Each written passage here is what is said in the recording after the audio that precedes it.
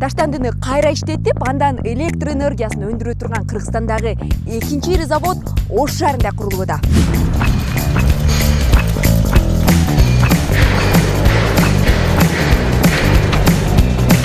Учурда заводдун негизги биринчи кабаты көтөрүлүп бүттү. Азыркы тапта жумушчулар экинчи кабатын көтөрүү аракетинде.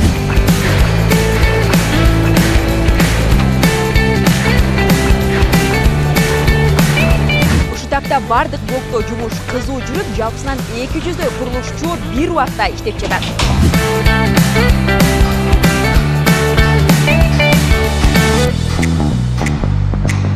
Ошол эле учурда менин артымдагы таштанды өрттөөчү жайда курулушчулар арматура токуу иштерин жүргүзүүдө.